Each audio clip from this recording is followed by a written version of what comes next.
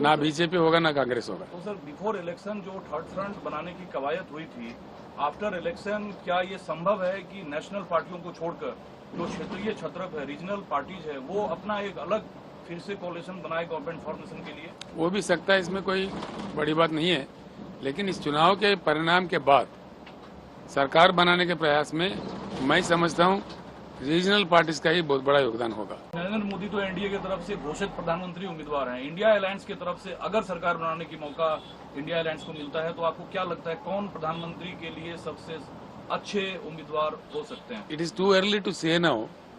चुनाव परिणाम देखते हैं।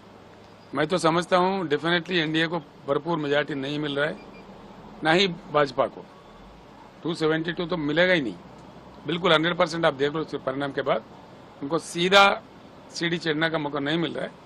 तो उसमें क्या बनता है क्या नहीं बनता है, विपक्ष दल और रीजनल पार्टीज क्या सोचते हैं, क्या बैठ के तब जाके कुछ परिणाम बता सकते हैं। तेलंगाना की बेटी है और जेल में है, क्या इससे आपको लगता है कि बीआरएस पार्टी को जनता की सहानुभूति हासिल होगी या फिर कुछ और इसका?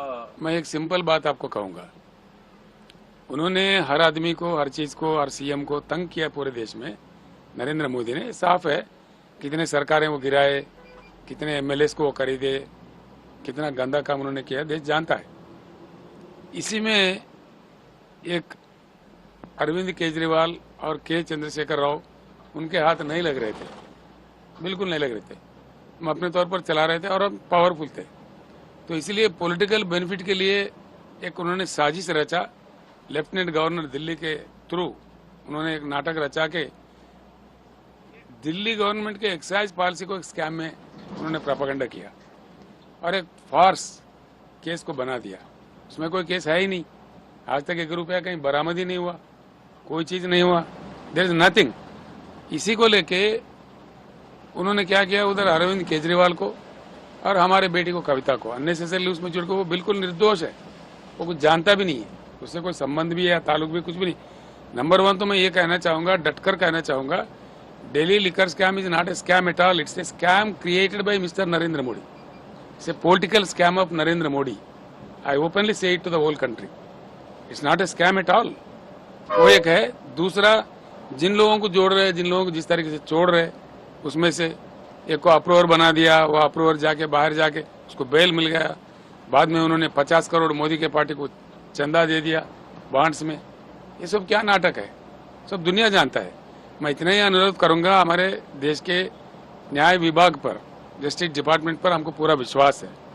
न्याय विभाग इतना गौर करे, चाहे दिल्ली हाईकोर्ट हो, सुप्रीम कोर्ट हो, जो भी कोर्ट हो, मेरा उन लोगों से इतना ही अनुरोध है कि लोगों को एक चीफ मिनिस्टर को बेल नहीं देना कहां तक सही है, ये सारे देश सोच रहा है।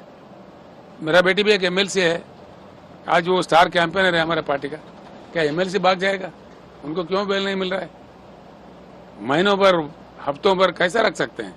अगर वो कल निर्दोष साबित हो गए तो ये पूरा सजा कौन उसको वापस करेगा? कौन इसका डैमेज को कंट्रोल करेगा? तो इसलिए आप समझ सकते हैं, बस हम न्याय विभाग से सिर्फ अनुरोध कर सकते हैं कि वो गौर करे और चीफ मिनिस्टरों को, जैसा कि हेमंत कुमार हो झारखंड के, हेमंत सोरेन हो, जैसे कि हमारे अरविंद केजरीवाल हो, जैसे हमारे बेटी कविता एमएलसी हो, कब तक इनको जेल में रखेंगे? ये क्या तरीका है? कोई मजाक है? ये कॉन्स्टिट्यूशन का मजाक उड़ाया जा रहा है इस देश में।